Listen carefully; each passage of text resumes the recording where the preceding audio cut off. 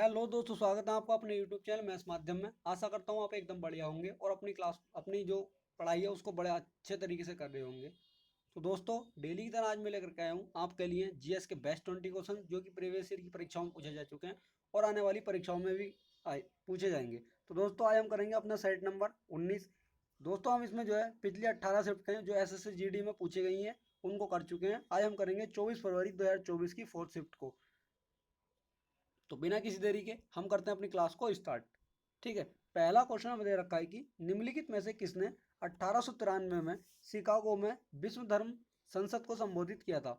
तो इसमें ऑप्शन है हमारे स्वामी विवेकानंद, ईश्वर चंद्र विद्यासागर, स्वामी दयानंद सरस्वती या राजा राम मोहन राय। तो हमारा इसका आंसर हो जाएगा स्वामी विवेकानंद। ये 1893 में शिकागो में इन्होंने भाषण जो है हिंदी में दिया था। ठीक है। ईश्वर चंद्र विद्यासागर ये विधवा पुनर्विवाह से संबंधित अधिनियम लेकर के आए थे।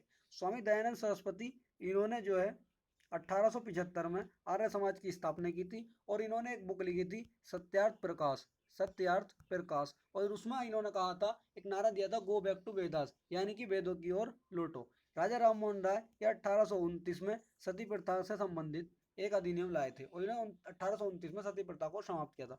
आगे देख लेंगे हम अगला क्वेश्चन नंबर 2 में दे रखा है, डॉक्यूमेंट्री फिल्म बांसुरी गुरु निम्नलिखित में से किस भारतीय संगीतकार के जीवन पर आधारित थी। तो इसमें हमारे ऑप्शन है पंडित शिव कुमार शर्मा, हरिप्रसाद चौरसिया, टी.एच. विनायकरम या पंडित रविशंकर। तो हमारा इसका आंसर हो जाएगा बांसुरी से जो संबंधित थे वो हरिप्रसाद चौरसिया बांसुरी से संबंधित थे। इसमें मैं दोस्तों आपको बता दूं, जो शिव कुमार शर्मा थे यह संतूर से संबंधित थे और इनके साथ में एक थे भजन सोपोरी, वो भी संतूर से संबंधित थे। टी.एच. विनायकरम यह घटम से संबंधित है। घटम ये घड़े का ही रूप होता है। पंडित रविशंकर ये तो आपको पता ही है, सितार से संबंधित है।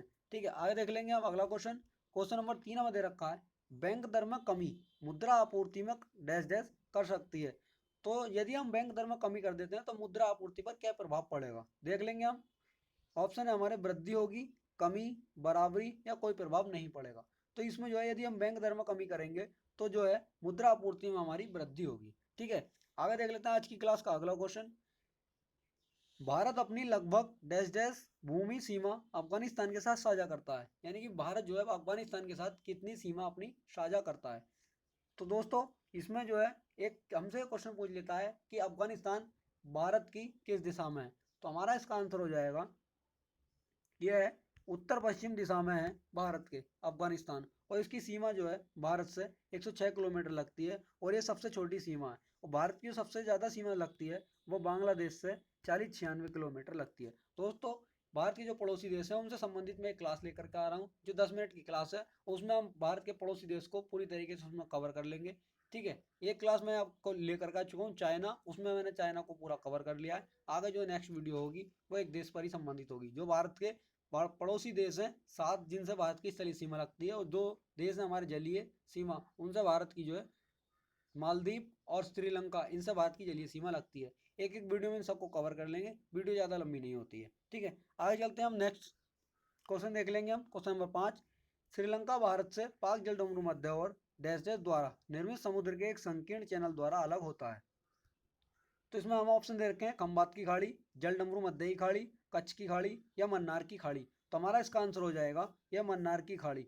ठीक है। और ये इसमें बता दूंगा आपको दोस्तों, मन्नार की खाड़ी कहाँ पर है, ये तमिलनाडु में है और तमिलनाडु में ही एक जिला है रामेश्वरम, उसमें ये है स्थित है। और कच्छ की खाड़ी में आपको बता दूं ये गुजरात के अंदर है और गुजरात के अंदर ही एक कच्छ की खाड़ी के नाम से नेशनल पार्क है। और नेशनल पार्क कच्छ की खाड़ी जो नेशनल पार्क है यह जंगली गधों के लिए प्रसिद्ध है। आगे देख लेते हैं आज की क्लास का अगला क्वेश्चन नंबर 6 में दे रखा है, केरल का पारंपरिक उत्सव कौन सा है। तो इसमें हमें ऑप्शन दे रखे हैं ओणम, नागपंचमी, हॉर्नबिल या बैसाखी। तो हमारा इसका आंसर हो जाएगा ओणम, ये केरल से संबंधित है। नागालैंड से संबंधित हमारा यह हॉर्नबिल हो जाएगा, नागालैंड से संबंधित। और यह हॉर्नबिल जो है 10 दिन चलने वाला त्यौहार है। बैसाखी जो है पंजाब से संबंधित त्यौहार है, उत्सव है। ठीक है। आगे देख लेंगे अगला क्वेश्चन आज की क्लास का, निम्नलिखित में से किस राज्य का संबंध कथक से है। तो इसमें ऑप्शन है हमारे केरल, उत्तर प्रदेश, आंध्र प्रदेश या बिहार। जो कथक से संबंध, कथक जो है ये उत्तर भारत का है और उत्तर भारत जो है हमारा उत्तर प्रदेश में इसमें आ जाएगा। ठीक है। केरल के मैं आपको बता चुका हूँ, एक तो कथकली, कथकली केरल का हो जाएगा और मोहिनी अट्टम भी ये केरल का हो जाएगा। ठीक है। आंध्र प्रदेश का मैंने आपको बताया था कि कच्ची पूड़ी कौन खाएगा, वो एक अंधा आदमी ही खाएगा, तो इसका हो जाएगा कुचिपुड़ी। ये इसका रूट वर्ड हम याद कर लेंगे। और जो कुचिपुड़ी से संबंधित कलाकार होंगे उनके पीछे जो रूट वर्ड होगा वो रेड्डी लगा हुआ होगा। जैसे हो जाएगा एक राधा रेड्डी, राधा रेड्डी, ठीक है, इस तरीके से। बिहार का जो है कोई शास्त्रीय नृत्य नहीं है, लेकिन बिहार का लोक नृत्य है जाट जाटिन, विदेशिया, जिजिया, ये बिहार के लोक नृत्य हो जाएंगे। ठीक है, अगला क्वेश्चन देखते हैं हम। आधुनिक आवर्त सारणी के अनुसार हीलियम का परमाणु क्रमांक क्या है? तो जो आधुनिक आवर्त सारणी आई थी यह मोजले के द्वारा लाई गई थी, ये मोजले के द्वारा लाई गई थी। और इसमें जो मोजले ने जो तत्वों को रखा था उनके परमाणु क्रमांक के आधार पर उनको रखा था। और जो पुरानी आवर्त सारणी थी मेंडलीफ वाली, वो मेंडलीफ के द्वारा लाई थी, मेंडलीफ की। उसमें जो है मेंडलीफ ने जो तत्वों को रखा था वो परमाणु भार के आधार पर रखा था। ठीक है, हमसे हीलियम का परमाणु क्रमांक पूछा है, तो हमारा ऑप्शन है इसमें 3, 2, 5 या 4। तो ये इसका हीलियम का परमाणु क्रमांक हो जाएगा हमारा 2। ठीक है, आगे देख लेते हैं आज की क्लास का अगला क्वेश्चन। क्वेश्चन नंबर 2 में दे रखा है, कैन सेंट्रल बैंकिंग अवार्ड्स 2023 में 2023 के लिए गवर्नर ऑफ द ईयर किसे चुना गया है? तो इसमें ऑप्शन है शक्तिकांत दास, डी सुब्बाराव, रघुराम राजन या उर्जित पटेल। तो दोस्तों इसमें बता दूं मैं आपको, ये चारों ऑप्शन में जो है ये आरबीआई के गवर्नर कुछ इसमें रह चुके हैं और वर्तमान भी हैं। शक्तिकांत दास जो है ये वर्तमान आरबीआई के गवर्नर हैं। ठीक है, और जो इन्हें ये अवार्ड शक्तिकांत दास को दिया गया, इसमें दोस्तों मैं आपको बता दूं उर्जित पटेल, जो भारत में नोटबंदी हुई थी 8 नवंबर 2000 8 नवंबर 2016 को, ये उर्जित पटेल उस समय भारत के उसके आरबीआई के गवर्नर थे। और उर्जित पटेल की एक बुक है ओवरड्राफ्ट, जो कि एग्जाम्स में पूछी जाती है। आगे चलते हैं, हम आज की क्लास का अगला क्वेश्चन देख लेंगे।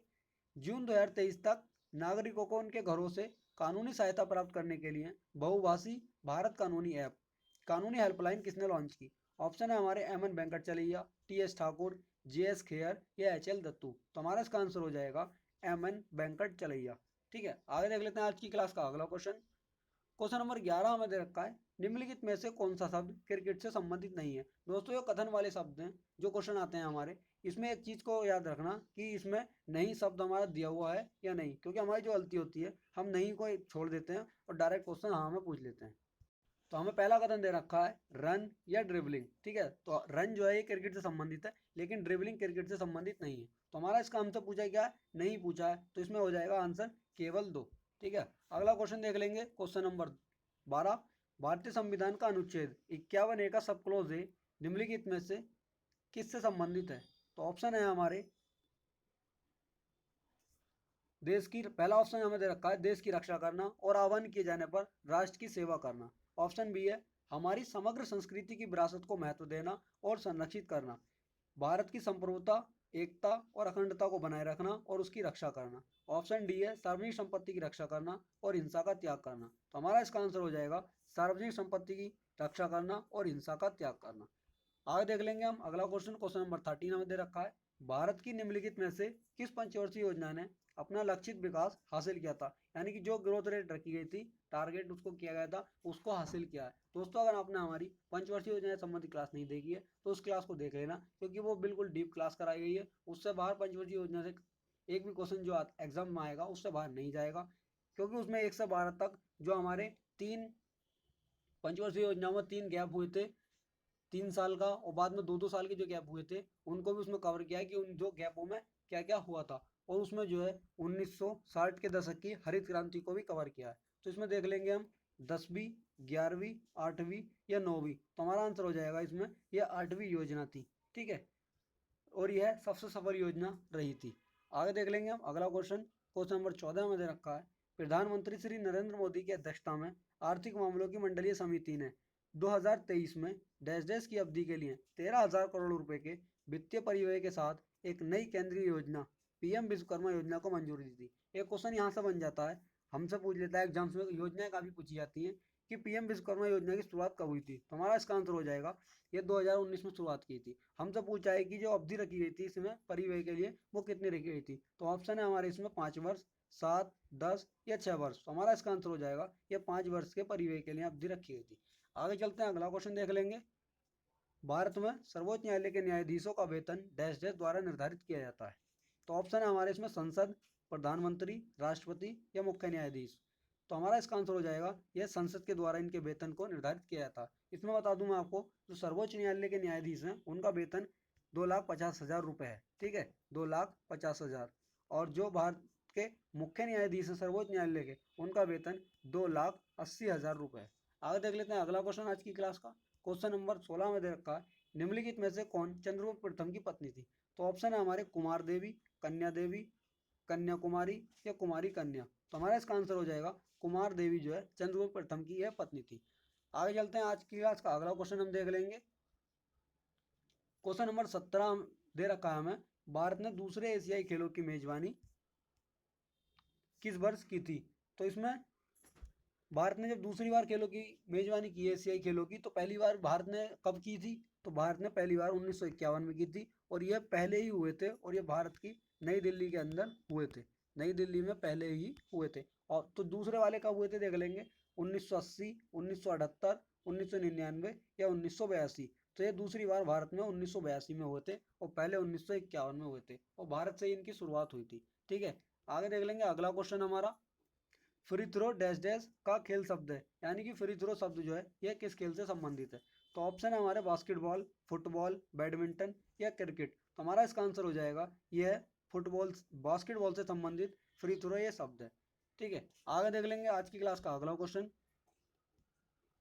इसमें हमसे पूछा गया वैज्ञानिक तरलता अनुपात SLR क्या है? जो हमारी पिछली शिफ्ट में हमसे क्वेश्चन पूछा गया था, SLR की उसमें फुल फॉर्म पूछी गई थी। इसमें हमसे पूछा है कि SLR का अर्थ क्या है? तो SLR की फुल फॉर्म मैंने आपको बताई थी, उसमें स्टेचुअरी लिक्विडिटीज की फुल फॉर्म हो जाएगी। ठीक है, यहाँ आज हमसे पूछ लिया है इस वाली शिफ्ट में कि इसका अर्थ क्या होता है। तो हमारा ऑप्शन है इसमें, यह वह ब्याज दर है जिस पर बैंक केंद्रीय बैंक से ऋण लेता है। ऑप्शन बी है, यह जमाओ का वह प्रतिशत है जो किसी बैंक में अल्पकाल में तरल रूप में रखना होता है। ऑप्शन सी है इसमें, यह सरकारी बॉन्ड और किसी बैंक द्वारा धारित कुल परिसंपत्तियां। ऑप्शन डी है हमारा, यह किसी बैंक की पूंजी और उसकी कुल परिसंपत्तियों का अनुपात है। तो हमारा इसका आंसर हो जाएगा ऑप्शन नंबर बी, यह जमाओ का वह प्रतिशत है जो किसी बैंक में अल्पकाल में तरल रूप में रखना होता है। ठीक है, आगे देख लेते हैं आज की क्लास का लास्ट क्वेश्चन। भरतनाट्यम के लिए 2009 में पद्म भूषण जीतने वाले जोड़े हैं। तो इसमें ऑप्शन हमारे कृष्णा एला, सुचित्रा एला, बन्नादिल पुड्यावित्तिल धनंजय और शांता धनंजय, महबूब सुबानी और कालीशाबी महबूब, और ऑप्शन डी दे रखा है हमें KV संपत कुमार और विदुषी KS जयलक्ष्मी। तो हमारा इसका आंसर हो जाएगा ऑप्शन नंबर बी। दोस्तों यहाँ से जो है 3-4 क्वेश्चन बन जाते हैं। हमसे पूछ लेता है कि इनका नाम दे करके और ये किस नृत्य से संबंधित है, और एक हमसे पूछ लेता है इन्हें पद्म भूषण किस वर्ष दिया गया था, और एक हमसे पूछ लेता है 2009 में भरतनाट्यम से संबंधित इन्हें कौन सा पुरस्कार दिया गया था। ठीक है, तो आगे देख लेते हैं हम। आगे हमारा कोई क्वेश्चन नहीं है, आज हम 20 क्वेश्चन को हम कवर कर चुके हैं। दोस्तों अगर आपने हमारी पिछली 18 शिफ्ट में कवर कर चुका हूँ, और ये 19वीं शिफ्ट थी, तो इस तरीके से हमने जो है कितने क्वेश्चन कवर कर लिए, 19 शिफ्ट कर ली। एक शिफ्ट में 20 क्वेश्चन है हमारे, हमने 380 क्वेश्चन को हमने जो प्रीवियस ईयर की परीक्षा है 2024 में SSCGD में GS पूछी गई है, 380 क्वेश्चन को हमने कवर कर लिया है। और यह 10 से 15 मिनट की क्लास होती है, इस क्लास को आप कर लेना। अगर आप 2x की स्पीड से भी देखेंगे तो 5 से 7 मिनट में इस क्लास को आप निपटा सकते हैं। और जो आपको पता है कि SSC जो है प्रीवियस ईयर को रिपीट करती है, तो वहाँ से आप अच्छा स्कोर कर सकते हैं। तो दोस्तों अगर आप हमारी शाम वाली क्लास भी नहीं देख रहे हैं तो इस क्लास को भी आप देख लेना, क्योंकि वहाँ पर थ्योरी बेस्ड क्लास हो रही है और एकदम एग्जाम ओरिएंटेड क्लास है। जो मैंने पॉलिटी की क्लास ली थी वो UPSI ओरिएंटेड क्लास है। थ्योरी में जो है उससे डीप ज़्यादा जाता नहीं है पॉलिटी में, क्योंकि UPSI का दोस्तों मुझे पता है कि कितना गहराई में पूछा जाता है। ठीक है, तो अगर आपने वो हमारी पॉलिटी से संबंधित क्लास नहीं देखी तो उस क्लास को देख लेना, क्योंकि वो क्लास मैंने अनुसूचियाँ और भाग 1 भाग 2 को कवर कर लिया है। उसमें नागरिकता अधिनियम 1955 को भी उसमें विस्तार से बताया गया है। उसमें उसकी धाराएं भी कराई गई हैं कि जो हम नागरिकता कितने आधार पर ले सकते हैं। तो दोस्तों इसी के साथ मिलते हैं नेक्स्ट वीडियो में। जय हिंद, जय भारत।